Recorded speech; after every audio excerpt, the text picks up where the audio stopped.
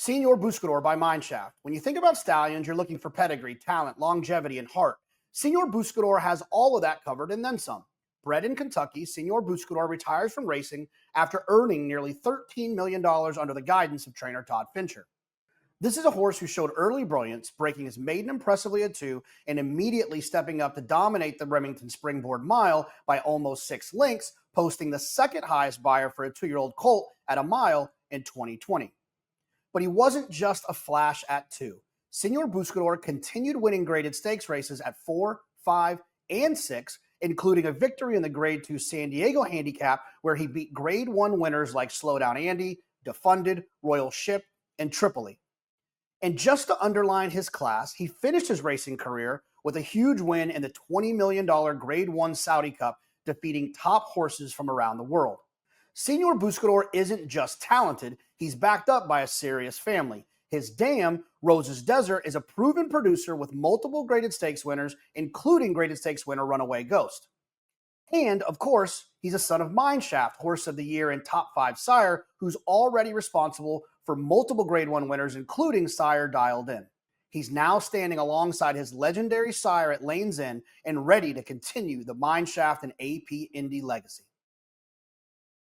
Well, we've got a son of Mineshaft and Senor Buscador that's now going to be standing at Lane's End.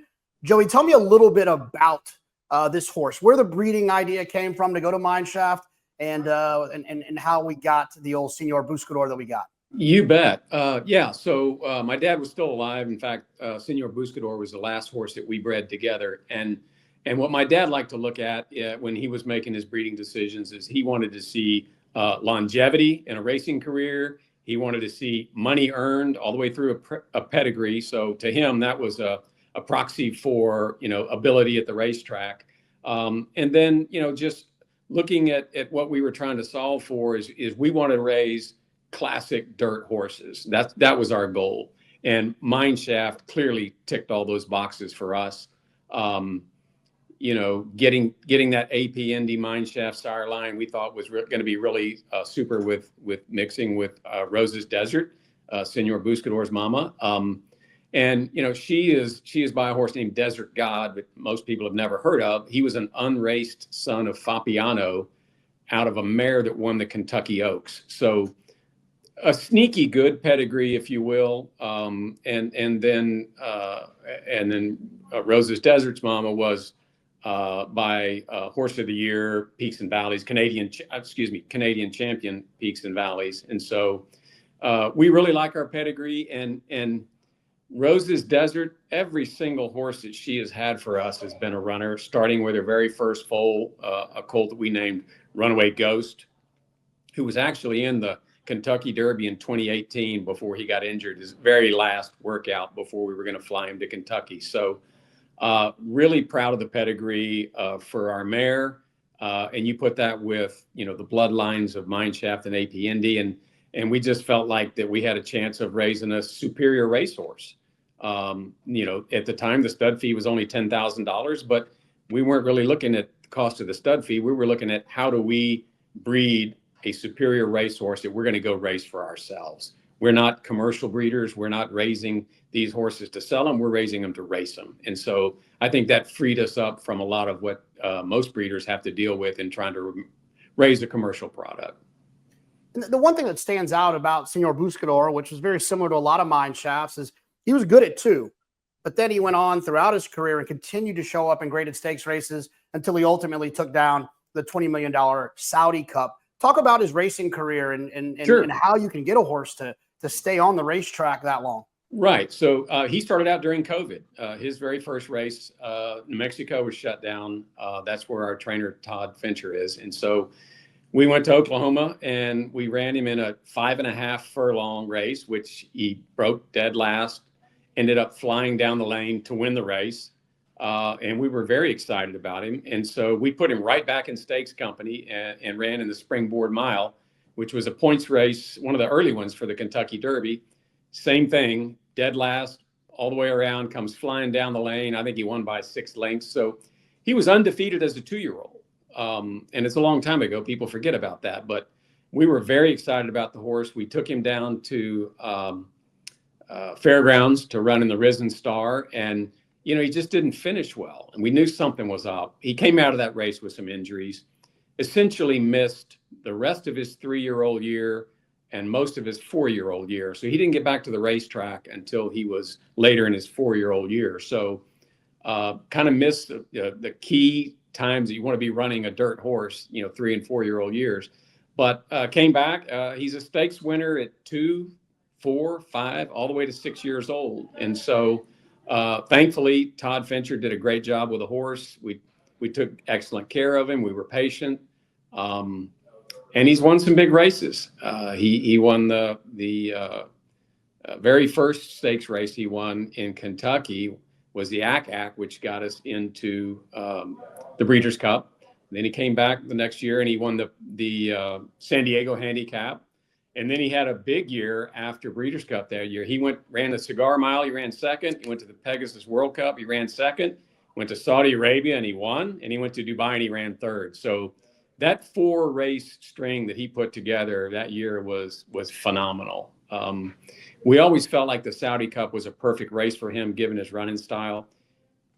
1 turn, 1 1/8 miles, less ground to give up, and we just thought it was a good fit. I'm not going to tell you I thought we were going to win the race, but we thought it was a good fit, and we thought he deserved to be there. So that was one of the most exciting races I've ever seen. The finish, he was just flying down the lane to win that race. It was very exciting.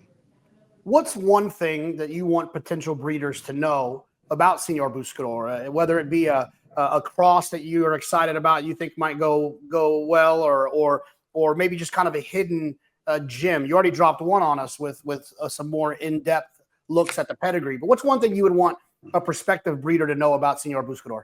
Yeah, I think he deserves an opportunity. I mean, he's the AP Mineshaft sire line out of a mare that's thrown nothing but runners. I mean, every single one of hers has been a stone cold runner.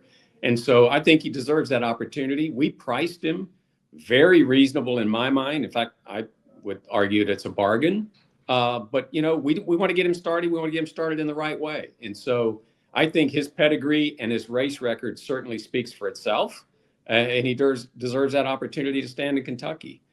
We are heavily supporting the horse. We bought 13 mares at the sales. We have another mare. So we have 14 mares that we're taking to him this first year.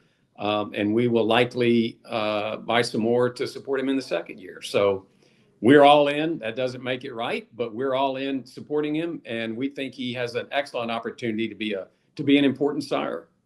David, one of the things I've noticed when I look at the Lanes End Stallion roster is there's sons of stallions that have been stood. And I think the legacy that comes with that is a great thing. Senor Buscador, a new addition to the Stallion roster, a son of a legend in Mineshaft. What are your expectations from Senor Buscador? Well, John, that's a great point. The Farish family, the farm believes in trying to propagate the bloodlines they've developed. It started with Dixieland Band all the way through to Catalina Cruisers, a 4th generation sire from that line. Now you get the AP Indy line, which, Mineshaft was one of his best sons. Now we're standing Senor Buscador, one of his best sons. And the horse is really interesting because, he has the stakes winner as a 2-year-old, and then he won the Saudi Cup. I mean, the horse has done some amazing things.